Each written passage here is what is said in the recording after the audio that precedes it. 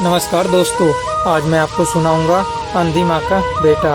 यह कहानी आपके दिल को छू लेगी। एक कस्बे में एक विधवा अंधी औरत रहती थी। उसका एक बेटा था जिसके पालन पोषण की सारी जिम्मेदारी उसके कंधों पर थी। वो अपने बेटे को पढ़ा लिखा कर एक बहुत बड़ा आदमी बनाना चाहती थी, इसलिए उसने उसका दाखिला कस्बे के सबसे अच्छे स्कूल में किया और दिन रात मेहनत करती ताकि बेटे की स्कूल की फीस दे सके। लड़के के स्कूल के बच्चे उसकी माँ के बारे में जानते थे। वे सब उसे अंधी का बेटा कहकर चिढ़ाते थे। लड़का इससे बहुत परेशान था। उसे अपनी माँ पर शर्म आने लगी थी और उसके साथ कहीं भी आने जाने से कतराने लगा था। जब लड़का बड़ा हुआ तो उसकी शहर में अच्छी नौकरी लग गई।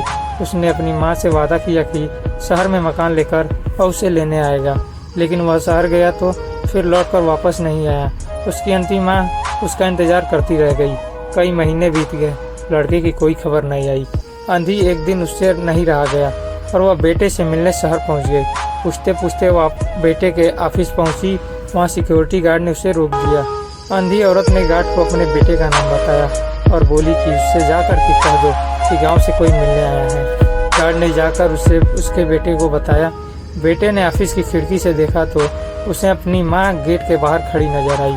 वो ऑफिस में सबके सामने अपनी माँ की वजह से शर्मिंदा नहीं होना चाहता था। उसने कहला दिया कि वो ऑफिस में नहीं है। अंधी औरत वहाँ से चली गई। शाम को वो लड़का ऑफिस से घर जाने के लिए निकला। रास्ते में एक जगह काफ़ी भीड़ जमा थी।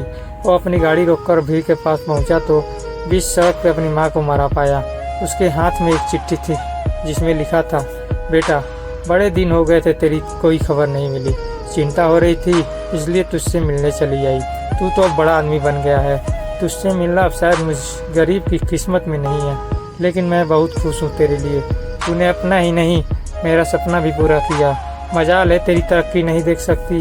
काश बचपन में तेरी आंख में सरिया ना घुसा होता और मुझे तुझे अपनी आंख ना देनी पड़ी होती तो तेरी तरक्की अपनी आंखों से देखकर सुकून से मरती। तेरी अंधी माँ। यह पढ़कर लड़का फूट फूट कर रोने लगा। जिस अंधी माँ पर उसे शर्म आती थी, उसने उसके लिए कितना बड़ा बलिदान किया था। वो आत्मग्लानि से भर उठा और जिंदगी भर खुद को माफ नहीं कर पाया। दोस्तों, माता पिता अपने बच्चों के लिए अपना सर्वस्व निछावर कर देते हैं। उनका हमेशा सम्मान करना चाहिए। तो हाय दोस्तों, कैसे लगी यह कहानी?